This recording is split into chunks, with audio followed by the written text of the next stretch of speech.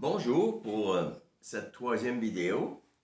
Écoutez, avant d'enclencher dans cette nouvelle vidéo, j'ai eu des commentaires de personnes comme de quoi que la deuxième vidéo était assez complexe. Donc j'ai décidé de faire un résumé. Parce que vous savez, je l'ai noté dans le courriel que je vous ai fait parvenir. Il est important de comprendre cette première partie.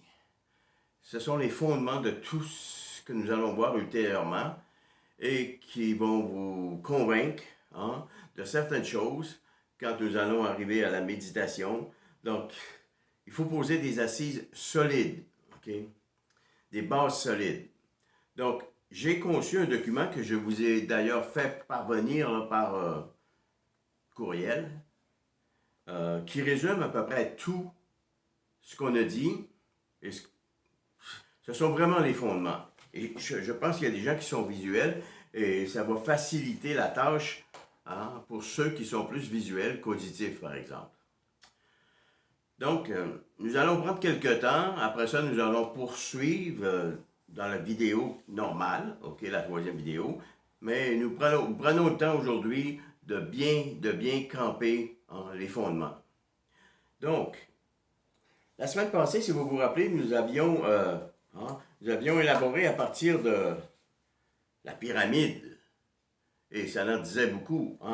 Nous avons vu Goswami.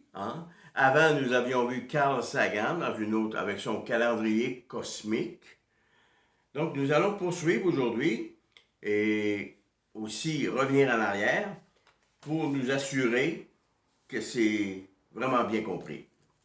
Donc, vous avez entre les mains ce document, okay, que j'ai fait, qui représente, vous savez, ici, on pourrait dire que c'est la pyramide, la même pyramide que vous avez là, mais à l'envers. Okay? Et rappelez-vous ce qu'on s'est dit. On n'est pas au sommet de la pyramide. Nous sommes la pyramide. Donc, c'est pas pour rien que je la mets à l'envers. Okay? Donc, vous avez la pyramide. Ça ici, c'est le cosmos. Le cosmos. Ça, c'est vous et moi. Quand nous naissons. Le point rouge, c'est vous et moi.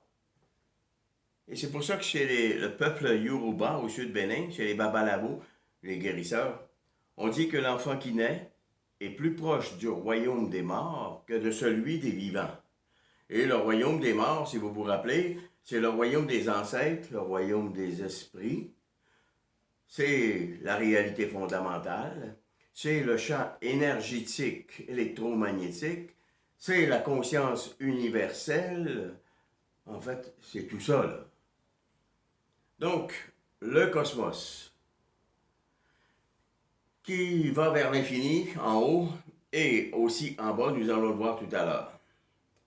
Donc, la ligne ici, c'est notre vie terrestre. Au Canada, en moyenne, 82 ans et quelques poussières. Donc, voyez-vous ici, c'est un temps vraiment linéaire, OK? Où il y a un passé terrestre et il y a un futur terrestre. Au plan cosmique, il y a un passé cosmique et il y a un futur cosmique, éternel dans les deux cas. Donc, si vous avez cette feuille en main, nous allons regarder pour bien comprendre. J'ai mis à gauche des thèmes importants pour nous amener à comprendre, à reviser si on peut dire. Partons avec le premier thème, les 4 nobles vérités. Dans le bouddhisme, les 4 nobles vérités, c'est la souffrance, ses origines, sa cessation et la voie qui peut conduire à cette cessation. Donc, ceux qui me suivent ont vécu ou vous allez vivre éventuellement certaines souffrances, certains malaises. Donc, la souffrance est comme inévitable pour l'humain. C'est normal, on verra pourquoi ultérieurement, mais on est tous appelés à souffrir. Vous savez, tout peut aller très bien dans votre vie, mais ça peut basculer comme ça demain. un accident d'auto bête qui peut faire en sorte que votre fils, votre petit-fils, votre frère, votre mère, votre père meurent dans un accident d'auto. Donc, les 4 nobles vérités. Et mon but à moi, c'est de vous conduire.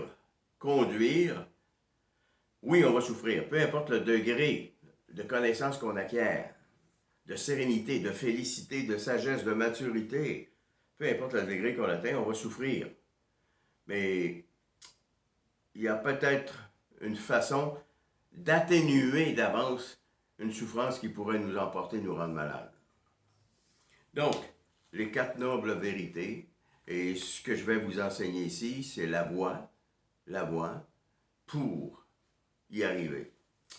Et en partant ici, j'aimerais mettre un bémol important.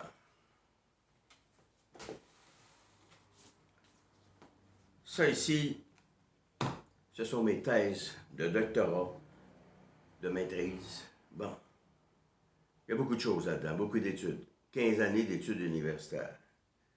Mais moi, je vous dis une chose aujourd'hui, là. Ça, pour atteindre la voie dont il est question ici, on n'a pas besoin de ça. On n'a vraiment pas besoin de ça. Et vous n'avez pas besoin de ça. Vous et moi, partons sur le même pied. Parce que ça fait partie, et je sais, je ne veux pas dénigrer personne, là. Il y a des ingénieurs qui suivent cette formation, je sais, ou ces conversations.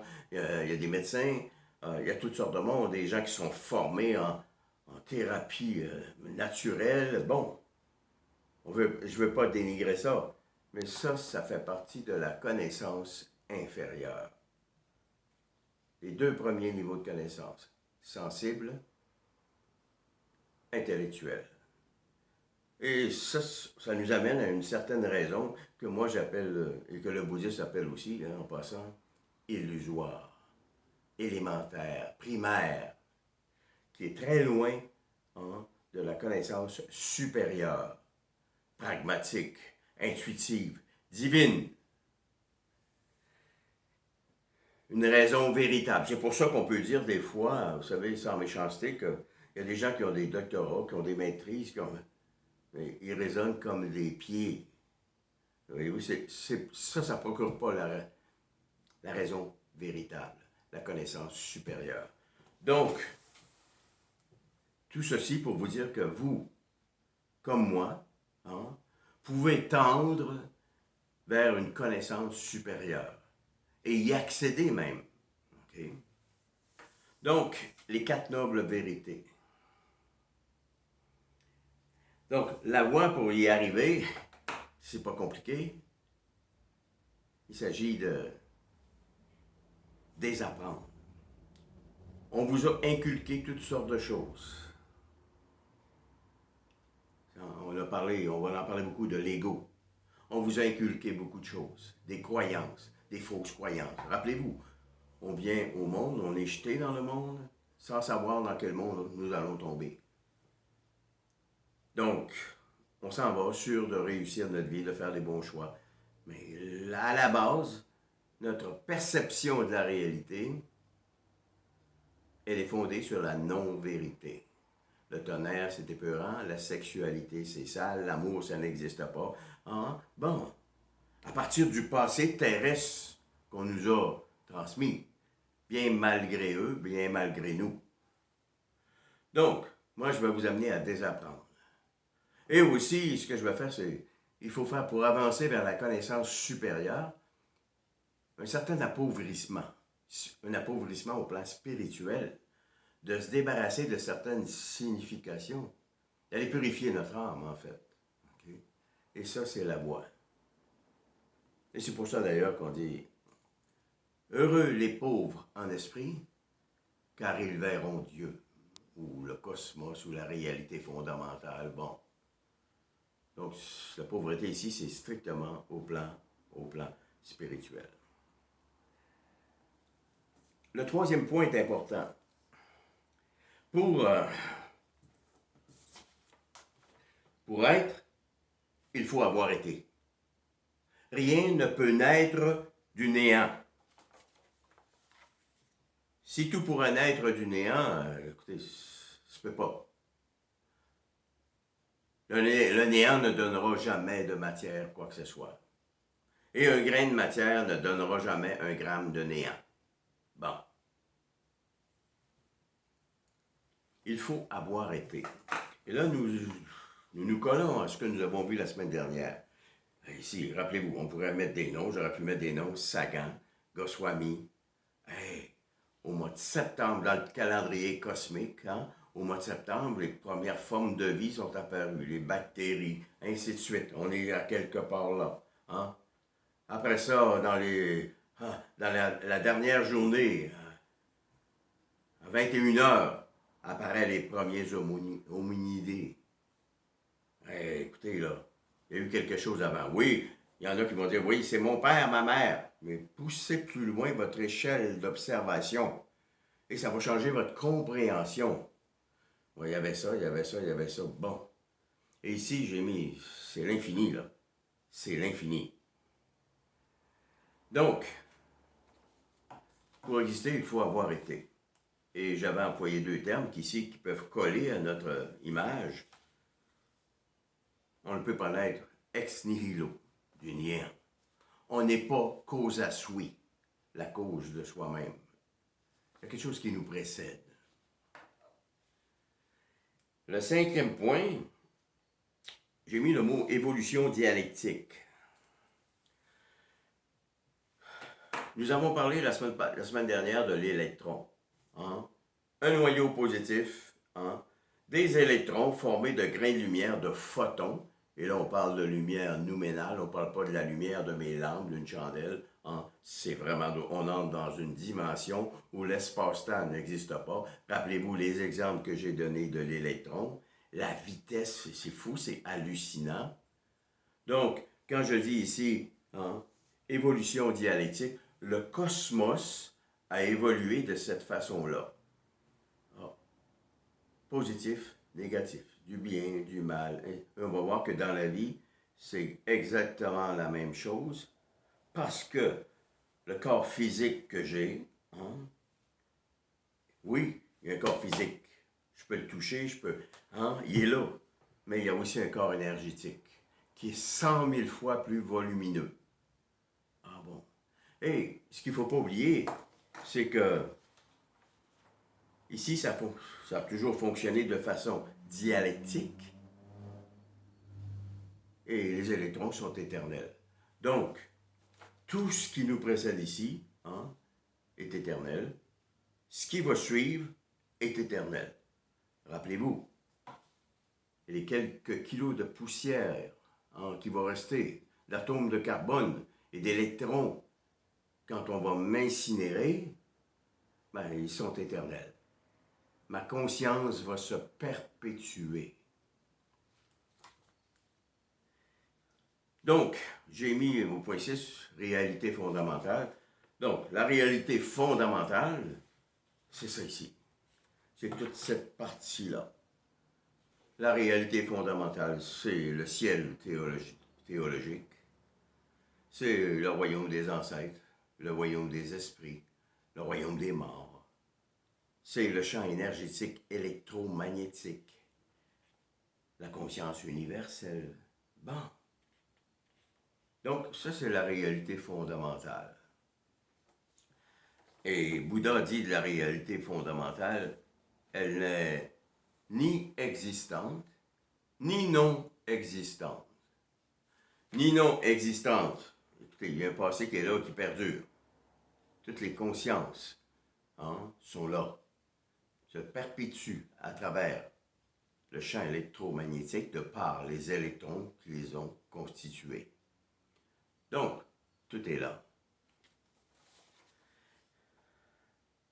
On avait parlé de négantropie. Vous vous rappelez sûrement. Il y a en thermodynamique deux lois importantes. L'entropie et la négantropie. L'entropie, c'est que toute matière vivante meurt par perte d'énergie.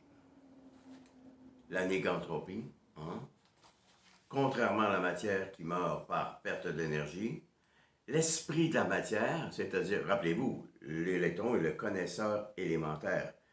L'électron, c'est la particule qui porte en elle tout le savoir et l'intelligence cosmique.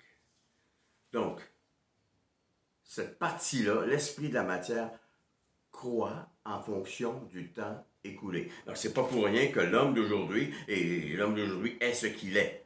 Je vous ai donné un exemple qu'il faudrait ici retenir, un exemple très important. Je pense que je l'avais marqué ici. Bon, on peut le dire là c'est à propos. L'enfant qui naquit en 1022.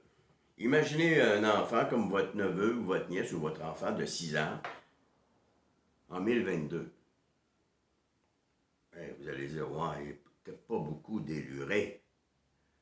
Mais voyez-vous, en naissant, bon, quand on a parlé du corps, on a dit qu'il y a un corps physique, certes, mais il y a aussi un corps phénoménal qui se porte garant du corps physique. Le corps phénoménal est constitutif du corps physique.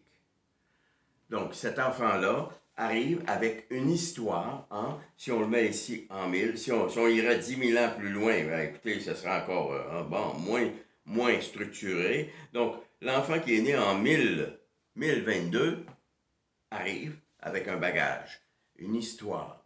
Ah bon? Mais d'où ça vient? Ça vient de la mémoire collective. Hein? Jung appelle ça l'inconscient collectif. Nous, on parle d'une réalité fondamentale, la conscience universelle. Bon. Et je vous ai dit, imaginez maintenant un enfant qui naîtrait en 3022. C'est incroyable, on ne peut même pas l'imaginer presque. Écoutez, je vous ai dit l'exemple de notre petite fille Elena. Déjà à 3 ans, elle savait comment aller chercher des jeux sur le téléphone. Imaginez en 3022. Juste, moi je me rappelle mon enfance, mettons, quand j'avais 6 ans, c'est en 1954. Écoutez, c'était pas déluré beaucoup, là, et on parle de 50 ans. Donc, vous avez une réalité fondamentale qui évolue, et vous avez ici, j'ai marqué ici, un corps phénoménal, cosmique, l'enfant, et terrestre. Là, c'est important. On est jeté dans le monde. Le petit de l'humain, c'est un rejeton. R-E, jeton. On est jeté dans un monde qui nous précède, sur lequel on n'a aucun pouvoir. Chaplin disait, la naissance, c'est subi. La mort, on peut le devancer, ne serait-ce que par le suicide, ou non consciemment par des maladies comme le cancer.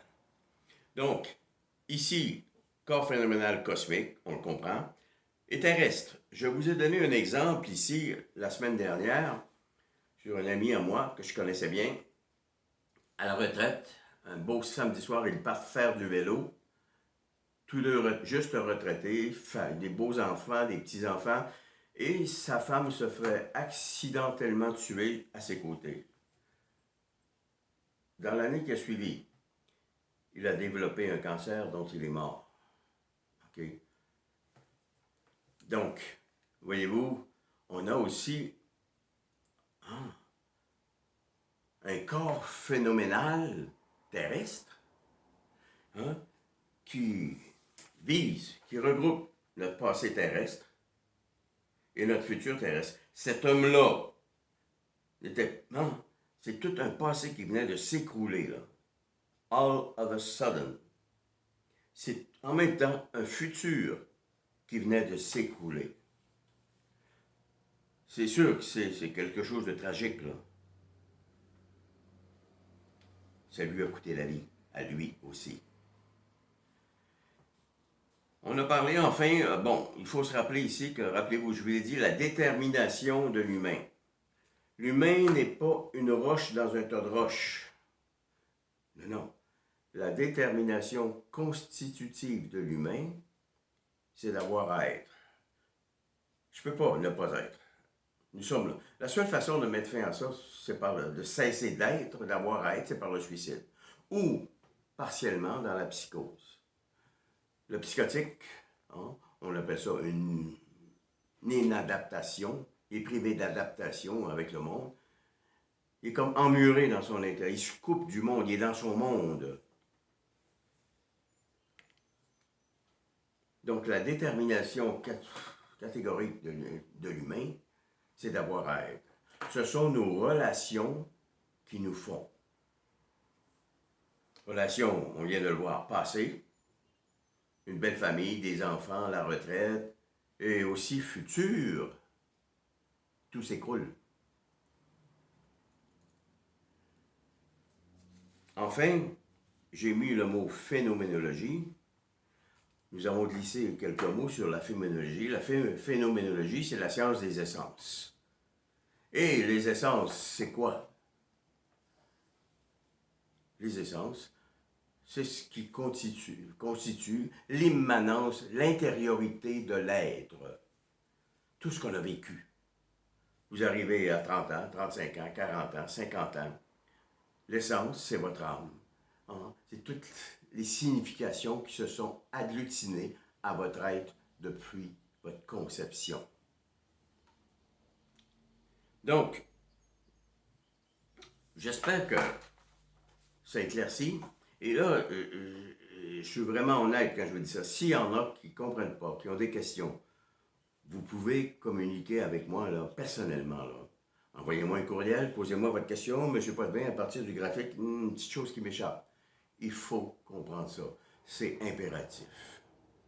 Donc, et n'oubliez pas non plus que hein, vous pouvez accéder à la sérénité, à la félicité, à la sagesse, à la maturité, à la plénitude, sans nécessairement avoir un baccalauréat, une maîtrise, un doctorat ou n'importe quel diplôme ou formation. Parce que tout cela, ça fait partie de la connaissance inférieure.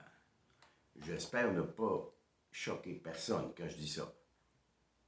Parce que moi, personnellement, moi, j'en ai des formations là, mais ce qui a changé ma vie, c'est la méditation. Donc, ce matin, il nous reste quand même quelques minutes. Nous allons juste aborder la réalité fondamentale. Maintenant, nous savons ce que c'est. Et le problème dans nos sociétés, c'est un problème, on le sait, égocentrique. On a perdu l'altruisme qui était, selon ma compréhension, naturel au départ. Et pour ça, je vais partir d'un mythe, le mythe d'Eros. C'est un mythe grec. La semaine prochaine, on ira un peu plus loin. Eros, c'est l'amour conjugal intime, la rencontre avec l'autre. On va le voir ultérieurement, c'est le chakra de la reproduction. Eros avait pour mère Pénia. Pénia, c'est la pauvreté. Pauvreté spirituelle. Nous sommes ici au niveau d'un mythe. Le but du mythe, c'est de nous remémorer des exemples humanitaires valorisés depuis le début des temps. Et là, nous devons retourner à il y a à peu près 3,3 millions d'années, au moment où l'humain était chasseur-cueilleur. La famille, chasseur-cueilleur. Le couple s'occupait des besoins primaires des enfants et des grands-parents. Ces gens-là étaient en harmonie parfaite avec la nature, avec la biodiversité et aussi avec le royaume des esprits, des ancêtres. Et les chasseurs-cueilleurs, ils changeaient de place tout le temps, là. Dépendamment des saisons, dépendamment, des fruits. Ils ne pouvaient rien accumuler. Ils ne pouvaient même pas s'attacher à la vie. On mourait de n'importe quoi. Un enfant pouvait être tué par un serpent, par un lion, les cyclones, ainsi de suite. Donc, vous savez que zéro attachement, c'est l'impermanence. Et comme adulte aujourd'hui, on va voir, c'est là, moi, que je veux vous amener, l'impermanence. Ça ne veut pas dire de ne pas avoir de relation avec votre conjoint, avec vos enfants. Vraiment pas là. Ces gens-là vivaient aussi ce qu'on appelle la vacuité. Zéro attente. Ils ne pouvaient pas s'attendre à rien, il pouvait arriver toutes sortes de choses. C'était ça. Et c'est pour ça que le mythe nous dit que c'était le couple parental était vraiment, vraiment chasseur-cueilleur. La famille était le fondement de l'humanité. Des gens accrochés à la nature et qui avaient encore une pensée pour le royaume des morts, des ancêtres, des esprits, pour ce que nous, aujourd'hui, avec la physique quantique, on appelle la réalité fondamentale, le champ énergétique électromagnétique. Or, nous savons qu'aujourd'hui, et c'est pour ça que moi j'ai compris que l'altruisme, c'était la base de l'humanité. Mais aujourd'hui, la famille a changé. Pas mal, changé. Depuis 3,3 millions d'années. Et les gens sont comme... la famille s'est atomisée. Les gens sont... Vous savez, je l'ai écrit dans le volume, on va terminer avec ça aujourd'hui. Une jeune fille dans l'un de mes cours de perspective existentielle et humaniste en 2015 à l'université, où je faisais ressortir les valeurs des années 50 et celles des années d'aujourd'hui. Et j'ai demandé si c'est quoi les valeurs aujourd'hui. C'est toutes les valeurs esthétiques. Avoir du cash, avoir une belle maison, avoir un diplôme, un statut. Avoir des enfants n'a pas sorti. Pour la première fois, ça faisait 20 ans que j'enseignais et plus. Donc, l'altruisme était là au départ. C'était comme naturel, inné. Et ça s'est annihilé, on peut dire, avec l'évolution de l'humanité. Donc, la semaine prochaine, nous allons vraiment, vraiment aller un peu plus loin sur le deuxième. Nous avions dit que la deuxième partie, ce serait comment se forme le moi ou l'ego. Mon vidéo est prêt. C'est que je voulais vraiment insister pour répondre aux inquiétudes, aux interrogations de ceux qui n'avaient pas compris. Ceci dit, je vous laisse avec ça. N'oubliez pas, vous avez ça en pièce jointe. S'il y a des questions, vous m'appelez. Je vous souhaite une merveilleuse semaine et je vous dis à la prochaine vidéo. Merci et bonjour.